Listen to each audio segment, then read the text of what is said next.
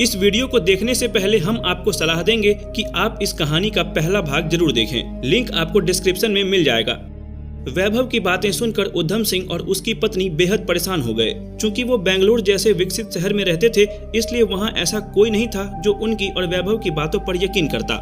इसलिए उन्होंने गाँव में ये सारी बात अपनी माँ को बताने का फैसला किया और माँ ने ये सब बातें जानकर फौरन उद्धम सिंह की पूरी फैमिली को गाँव आने के लिए कहा। गांव पहुंचकर सब लोग आराम करने लगे, पर उद्धम सिंह के मन में अब तक सवालों के पहाड़ खड़े हो चुके थे कि कैसे उसकी मां को किसी भी चीज से हैरानी नहीं होती और कैसे उसके कहने के बाद ही वैभव को अगले दिन ही होश आ गया था। आखिर उसकी मां ने वैभव के सर के नीचे ऐसा क्या रखा था। रात के समय सब खाना खाकर सोने चले गए, पर उद्धम सिंह को अपनी माँ से बहुत सवाल करने थे। वो अपने मन में सवाल लेकर अपनी माँ के पास पहुँचा और सवाल करने लगा, पर उसकी माँ अभी भी कुछ बोल नहीं पा रही थी। उसके चेहरे पर अब डर और दुख साफ दिख रहा था। उसके बार बार पूछने पर उसकी मां ने जवाब दिया कि ये सब वो पहले भी देख चुकी है, ये सब मेरे साथ भी हो चुका है, मैं भी अपनी बेटी को ऐसे ही खो चुकी हूँ। ये बात जैसे ही उद्धम सिंह के कानों में पड़ी, उसके पैरों तले जमीन खिसक गई। उसने हड़बड़ाते हुए अपनी माँ से कई सवाल किए कि कब, कैसे। उसको अपनी माँ की इस बात पर बिल्कुल भी यकीन नहीं हो रहा था। उसकी मां ने बताया कि उसके परिवार को श्राप मिला हुआ है कि उनके वंश में एक इंसान को छोड़कर दूसरा कोई पुत्र या पुत्री जीवित नहीं रह सकती। उद्धम सिंह को अब कुछ समझ नहीं आ रहा था। घबराहट से उसका चेहरा लाल हो चुका था। उसने अपनी मां से फिर कुछ सवाल किए, कौन सा श्राप, कैसा श्राप। इसके उत्तर में उसकी मां ने जवाब दिया कि कौन सा श्राप है और किसने दिया वो तो इसके बारे में कुछ नहीं जानती, पर मेरी सास ने भी मुझे दूसरा बच्चा करने के लिए मना किया था, पर मैं नहीं मानी और अपनी बड़ी बेटी को मैंने ठीक ऐसे ही खो दिया जैसे वैभव के साथ अभी हो रहा है। इसलिए जब तुमने मुझे सविता के दोबारा पेट से होने की खबर सुनाई तो मैं डर गई थी, पर वैभव और राहुल को 10 साल से ठीक देख के मुझे लगा था कि अब शायद खतरा टल चुका है। लेकिन जब तुम्हारा फोन आया कि वैभव की तबीयत खराब हो गई है तो मैं समझ गई कि वो श्राप आज भी इस खानदान का पीछा कर रहा है। उद्धम सिंह ये बात सुनकर अपनी माँ के सामने फूट फूट कर रोने लगा कि अब उसके बेटे की बारी है। तभी उसे याद आया कि उसकी मां ने उसके बेटे के सर के नीचे कुछ रखा था जिससे उसे होश आ गया था।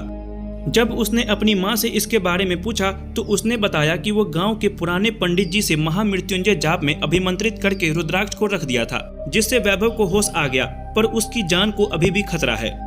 इस पर उद्धम सिंह ने कहा कि क्या वो पंडित जी वैभव की जान बचा सकते हैं। कोई तो तरीका होगा जिससे हमें उस श्राप के बारे में पता चल सके कि किसने वो श्राप हमारे वंश को दिया है। इसका कोई तो उपाय होगा। तब उसकी मां ने बताया कि वो ये बात पहले ही पूछ चुकी है, पर उसने बोला कि पंडित जी ने बोला है कि इस संसार में कोई भी ऐसा शख्स जीवित नहीं है जो ये बात बता पाए। इसके लिए हमें किसी मरे हुए व्यक्ति से ही इस बारे में बात करनी होगी। उद्धम सिंह ने कांपते हुए शब्दों में पूछा, मरे हुए से कैसे बात कर सकते हैं हम मरे हुए इंसान से। तो मां ने बताया कि उस पंडित जी ने एक तांत्रिक का पता बताया है जो तुम्हारे खून से, तुम्हारे वंश के पूर्वजों से तुम्हारी बात करा सकता है, पर हाँ, इसमें खतरा है। उद्धम सिंह के पास इस समस्या को खत्म करने का कोई दूसरा रास्ता नहीं था। अगले ही दिन उद्धम सिंह, उसकी मां, पत्नी और वैभव को लेकर उस तांत्रिक के पास पहुंचते हैं। तांत्रिक को पूरी बात बताने के बाद तांत्रिक ने उद्धम सिंह और उसकी मां को चेतावनी दी कि इस काम में बहुत खतरा है और बच्चे की जान बचाने की संभावना बहुत कम है। उद्धम सिंह और उसकी मां ने हिम्मत करके तांत्रिक को क्रिया करने को कहा। तांत्रिक ने क्रिया का सारा बंदोबस्त करने के बाद उन सबको एक चक्र में बैठने को कहा। उस चक्र में तांत्रिक ने वैभव, उसके पिता, उसकी दादी और उसकी मां सविता को बिठाया और कुछ खाली जगह छोड़कर उसने सबके हाथ में एक रस्सी पकड़ा दी और सबको आंख बंद करने को कहा। साथ ही तांत्रिक ने यह भी कहा कि चाहे कुछ भी हो जाए, कोई भी रस्सी को छोड़कर इस चक्र से बाहर निकलने की कोशिश ना करे, वरना अंजाम अच्छा नहीं होगा। इतना कहने के बाद सबने अपनी आंखें बंद कर ली और तांत्रिक ने अपनी क्रिया आरंभ करने के लिए वैभव के हाथ का खून मांगा, पर वैभव के पिता ने इनकार करते हुए कहा कि वंश का खून तो मेरे रगों में भी दौड़ रहा है, तो मैं अपने खून की आहुति दूंगा। तांत्रिक ने पहले तो इस पर आपत्ति जाहिर की, लेकिन फिर वो मान गया। अब चक्र के बीच में उसने उद्धम सिंह को अपने खून की आहुति देने को बोला। आहुति देते ही उद्धम सिंह ने अपनी आंखें बंद कर ली और तांत्रिक अपनी क्रिया में मग्न हो गया। कुछ समय बीतने के बाद तांत्रिक ने सभी को आंखें खोलने को कहा, पर जैसे ही सबने आंखें खोली वहां मौजूद सभी लोग दंग रह गए। उन खाली स्थानों पर अब कोई बैठा हुआ था जो देखने में बहुत डरावने लग रहे थे। उनकी मौजूदगी शरीर में कंपन पैदा कर रही थी। ये सब देखकर उद्धम सिंह की मां बहुत ज्यादा घबरा गई और चीखने लगी। तभी उसने अपने हाथ से रस्सी छोड़कर उस चक्र से बाहर भाग खड़ी हुई। जैसे ही उसने चक्र के बाहर कदम रखा, तांत्रिक की बात सच साबित हुई। उसके शरीर से काबू हट गया और वह हवा में उड़ते हुए सामने वाली दीवार से जा टकराई। उसका शरीर जमीन पर गिरकर अब तड़पने लगा था। ये सब देखकर उद्धम सिंह अपनी मां के पास जाने के लिए उठने ही वाला था कि तांत्रिक ने उसे ऐसा करने से मना कर दिया। अब तांत्रिक क्रिया को आगे बढ़ाते हुए उन आत्माओं से पूछता है कि वह कौन है, जिसके जवाब में उन्होंने अपने नाम बताए जो कि उद्धम सिंह के पूर्वज थे। उस तांत्रिक ने उन पूर्वजों से उस श्राप के बारे में पूछा जो उद्धम सिंह के परिवार के ऊपर था। पूर्वजों ने बताया कि 4 पीढ़ियों पहले उनके गांव में एक वृद्ध साधु रहा करता था, जिसका कोई भी वारिस नहीं था। हम सब उसके पास वाली जमीन पर रहा करते थे, पर जिस बरगद के पेड़ के नीचे वह अपनी साधना किया करता था, उस जमीन पर हमारे परिवार की नजर थी। हमारे पिताजी अपने बढ़ते हुए परिवार को देखते हुए उस साधु को उस जमीन को खाली करके चले जाने को कहते थे, पर वो साधु अपनी साधना में मग्न रहा करता था। पिताजी ने उसे बहुत डराया, पर वो डरा नहीं। तो एक दिन पिताजी ने अपने भाई के साथ मिलकर उस साधु पर हमला कर दिया जब वह अपनी साधना में मग्न था। घायल साधु अपनी आखिरी सांसें ले रहा था। तब उसने पिताजी को यह श्राप दिया कि जिस परिवार को बढ़ाने के लालच में आकर तूने ये जमीन हथियाई है, उस जमीन पर तेरा वंश तो आगे बढ़ेगा, पर कभी वंश वृद्धि नहीं हो पाएगी। तब पिताजी ने उसकी बात को नजरअंदाज करते हुए उसका शव बरगद के पेड़ के नीचे ही गाड़ दिया, जिसके नीचे वह साधना किया करता था, और गांव में सबको ये बोल दिया कि साधु अपनी जमीन हमें बेचकर चला गया है। कुछ ही समय बाद हमारे चाचा जी की मौत हो गई।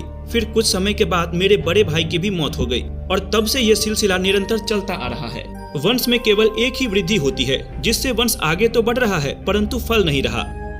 उद्धम सिंह को अब अपने सवालों के जवाब मिल चुके थे, और दूसरी तरफ उसकी माँ अभी भी जमीन पर तड़प रही थी। उसने तांत्रिक को क्रिया को रोकने को कहा, पर तांत्रिक अब क्रिया रोक नहीं रहा था। उसने उद्धम सिंह को कहा कि जब तुमने अपने खून की आहुति दी थी, उसी समय तुम्हें बलि के रूप में चुन लिया गया था। अब इन प्रेत आत्माओं को अपने वश में करके मैं अपनी शक्ति को और प्रबल कर लूंगा। उद्धम सिंह ये समझ चुका था कि तांत्रिक ने उसकी और उसके परिवार की मदद करने के लिए ये क्रिया नहीं की थी, बल्कि उसे उसके खून की आहुति चाहिए थी, ताकि वो उन आत्माओं को बुलाकर उन पर काबू कर सके। उसने देखा कि उसकी माँ दर्द से कराह रही थी, सविता का डर से खून सूख रहा था, और वैभव भी डर से कांप रहा था। तभी उद्धम सिंह ने तांत्रिक पर हमला कर दिया ताकि उसकी क्रिया भंग हो जाए। उसने तांत्रिक का गला दबा दिया, और देखते ही देखते तांत्रिक ने दम तोड़ दिया। उसने सविता से कहा कि वो वैभव को वहां से ले जाए। सविता ने होश संभालते हुए वैभव को गोद में उठाया और उसकी दादी की तरफ दौड़ी।